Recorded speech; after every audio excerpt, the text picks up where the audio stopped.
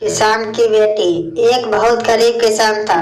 वह अपनी बेटी के साथ एक छोटी सी झोपड़ी पर रहता था। उसके पास खेती करने के लिए इतनी कम जमीन थी कि उसकी फसल को बेचकर उसे बिल्कुल थोड़े से रुपए मिलते थे। उन रुपयों से वे लोग ठीक से खाना भी नहीं खा पाते थे।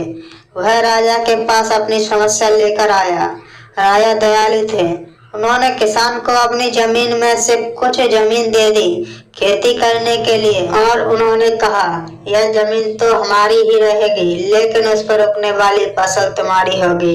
किसान ने राजा को बहुत बहुत धन्यवाद दिया।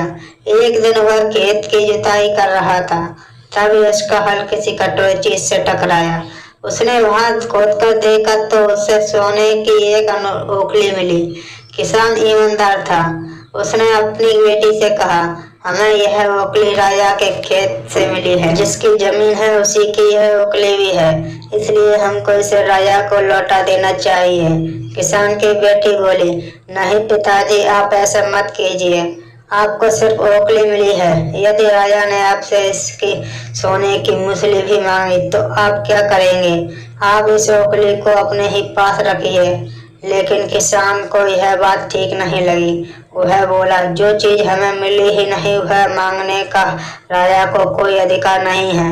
वह राजा के पास ओखली लेकर पहुंचा, लेकिन दरबार में ठीक वैसा ही हुआ जैसा कि किसान की बेटी ने सोचा था।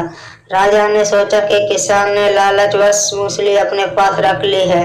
किसान बेचारा सोने की मूसली कहाँ से लेकर देता। नतीजा यह हुआ कि किसान को जेल में डाल दिया गया।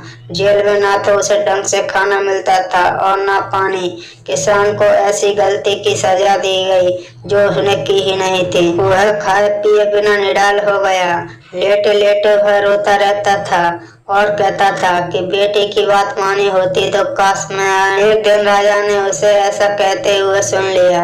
उन्होंने किसान से पूछा कि वह ऐसा क्यों कह रहा है। तब किसान ने राजा को पूरी बात बताई। राजा को अपनी गलती का एहसास हुआ। किसान को तुरंत वहां से छोड़ दिया गया। किसान की बेटी को राजा ने दरबार में बुलाया। उससे बातें करने के बाद राजा को पता चल गया कि वह कितनी बुद्धिमान है।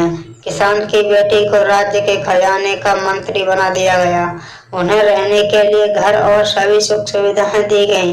किसान और उसकी बेटी सदा सुख से रहे, और किसान को थोड़ा सा कष्ट जरूर झेलना पड़ा, लेकिन अंत में जीत सच्चाई की हुई।